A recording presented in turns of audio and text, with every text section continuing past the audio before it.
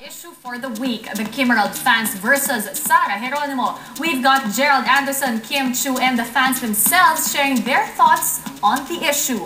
A Cinema News exclusive.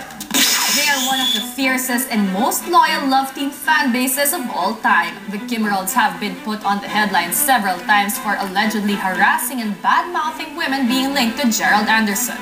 And now tabs and online resources say Kimerald fans have set their eyes on Gerald's newest babe, Sara Geronimo. Cinema News caught up with Gerald as he shares his thoughts on the issue. Ganun talaga. Meron po talaga mga fans na ganun po yung paraan ng suporta nila. Wala na tayong magagawa dyan.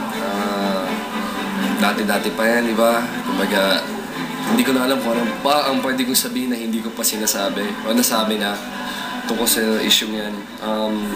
But ako, Kim, and si Sara, medyo matagal-tagal na po kami sa ginagawa namin at medyo sanay na po kami. Sobrang thankful sa mga Kimerald na hanggang ngayon nandiyan pa rin, sumusuporta pa rin sa amin. Naiintindihan ko na yun yung paraan nila sa pagbigay ng support nila, pero hindi ko naman sinasabi na yun yung tamang paraan. Kasi kung ganun po yung pagsuporta niyo sa mga, kung ganun klaseng paraan ang gagawin mo pagsuporta sa amin, siguro po mas mabuti na huwag na lang kasi ayaw po makakasakit ng ibang tao. Pero huwag tayong mandamay ng mga tao na nahimik lang. Meanwhile, Kim comes to her fans' defense and straightens out the issue.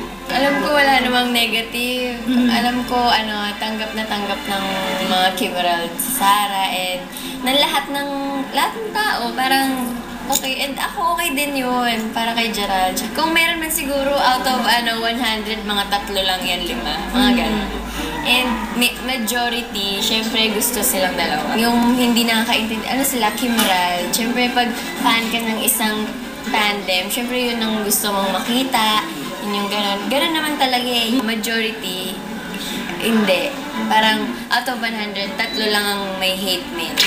Cinema News got in touch with the Kimerald fans to hear their side of the story. Minda Alibiano, president of Kimerald Forever, sends this statement via text message to Cinema News.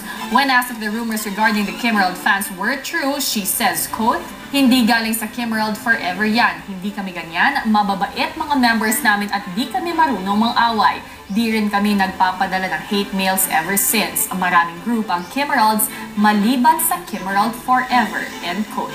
Finally, when asked if they'll still support Gerald even if he's open about his feelings towards Sara, the Kimerald Forever president had this to say.